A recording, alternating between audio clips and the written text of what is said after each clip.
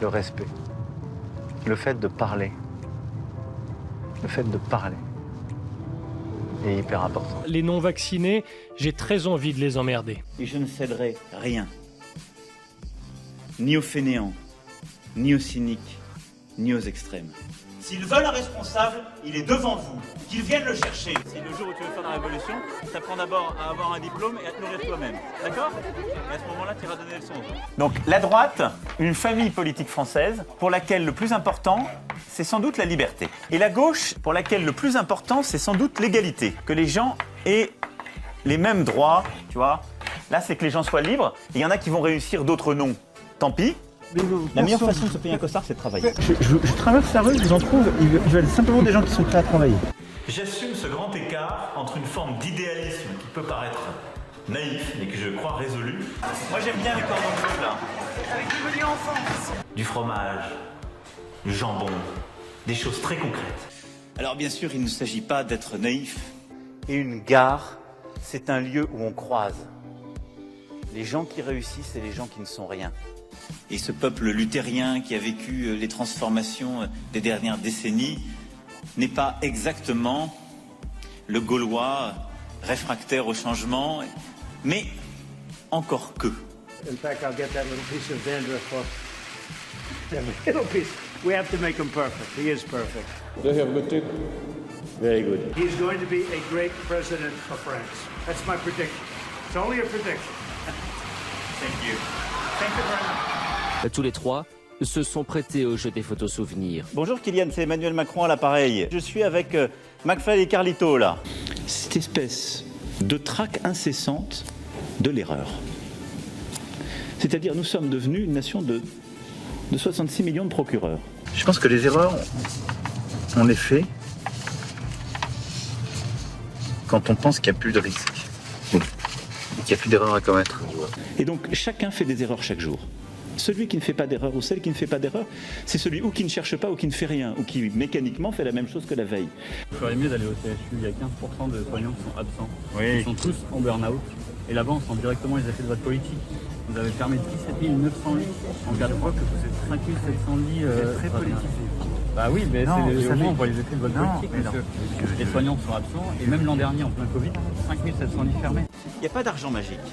Et donc tous les gens, si j'écoutais, si je De faisais, l'argent, il y en a si je dans le regarde, pays, hein. De mais l'argent, il y en a. oh là là, On met un pognon de dingue dans des minima sociaux, les gens ils sont quand même pauvres. c'est vrai, voilà, mais non mais après, il n'y a pas d'argent magique. La dette, c'est nous qui la payons. Mais la dette, non, c'est nos enfants qui la paieront. paieront. Comme d'habitude, c'est de la poudre de perlimpinpin. Sur les prix, sur l'essence, le gaz, il n'y a pas de recette magique. Je vous écoute, j'ai la courtoisie, alors que vous ne m'avez pas serré la main, de vous répondre et de parler avec vous. Ça ne ferait pas la main. Non, Pour moi moi, je vous suis êtes. courtois, vous non. Quelque part, vous me parlez comme si j'étais toujours une puissance coloniale. Mais moi, je ne veux pas m'occuper de l'électricité dans les universités au Burkina Faso. C'est le travail du président. Du coup, il s'en va, reste là.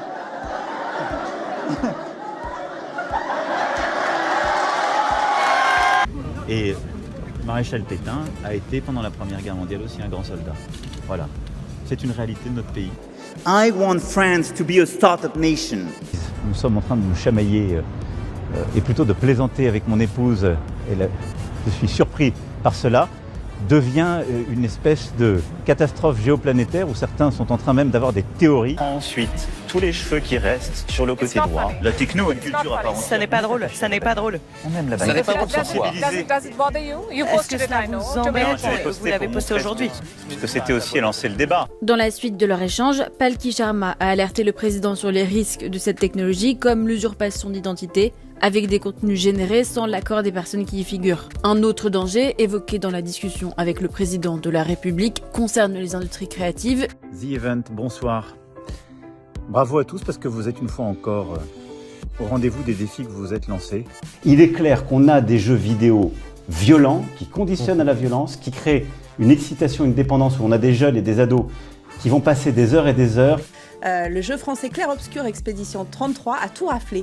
Il a remporté 9 prix, dont le Graal, celui du meilleur jeu de l'année.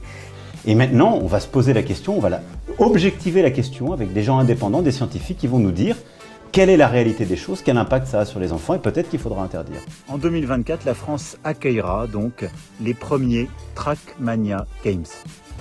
Et surtout, on va mobiliser tout le monde pour qu'autour des Jeux Olympiques, l'e-sport soit pleinement mobilisé, que vous toutes et tous soyez aussi des acteurs à plein.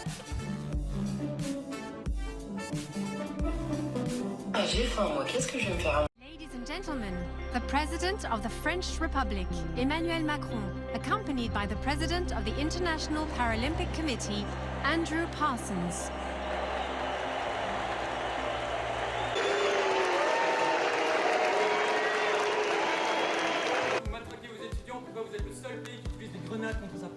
Oh non, là vous dites n'importe quoi. En France, les CRS ne s'attaquent pas aux étudiants ou autres. Il y a pendant des jours et des jours des étudiants et beaucoup de non-étudiants, si vous vous renseignez, y compris un petit chien qui avait un compte Twitter extrêmement sympathique à Tolbiac, je vous le recommande, le petit chien de Tolbiac, qui fait concurrence au chat du 10 Downing Street, pour les amateurs de compte Twitter, qui ont saccagé l'université.